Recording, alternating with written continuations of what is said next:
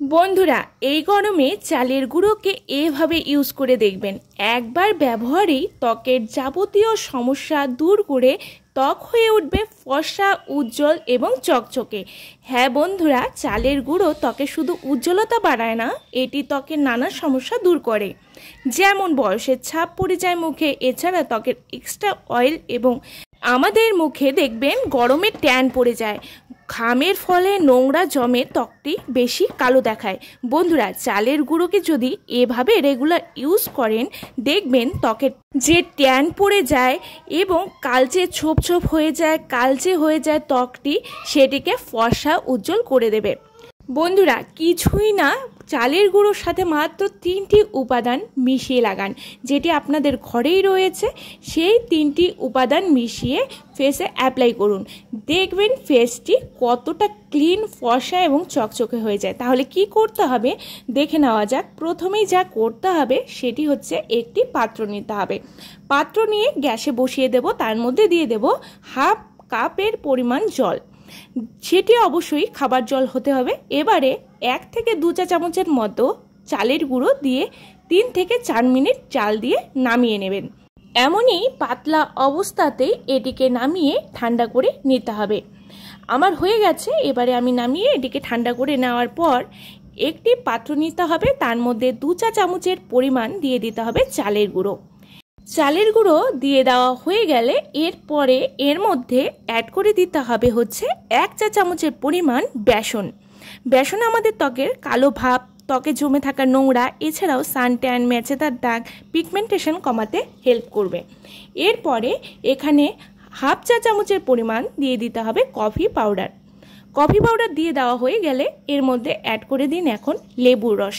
একটি লেবু 4 ভাগের 1 ভাগ নিয়ে এই রসটি বের করে আমি এখানে মিশিয়ে দেব। আর এটি দিয়ে দেওয়া হয়ে গেলে এর মধ্যে শেষে দিতে হবে হাফ চা চামচের পরিমাণ হচ্ছে মধু।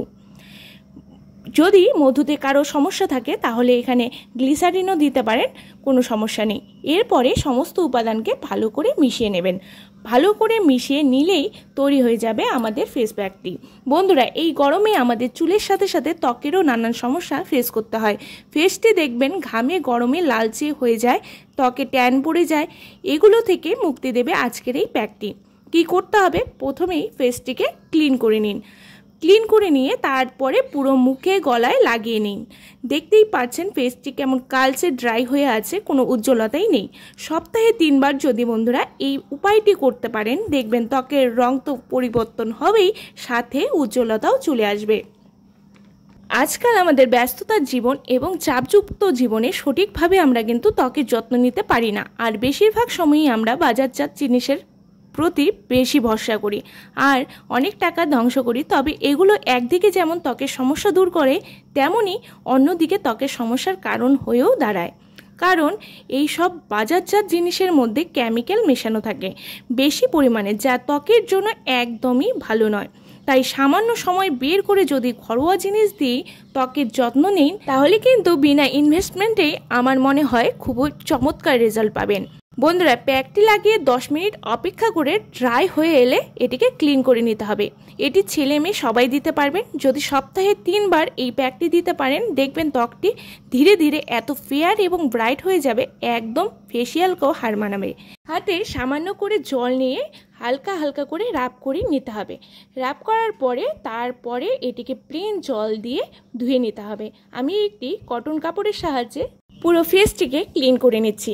ক্লিন করার পর দেখবেন ইনস্ট্যান্ট এত সুন্দর গ্লো চলে আসবে এবং এত সুন্দর ফেয়ার হবে স্কিনটি, যেটি দেখলে আপনারাও অবাক হয়ে যাবেন।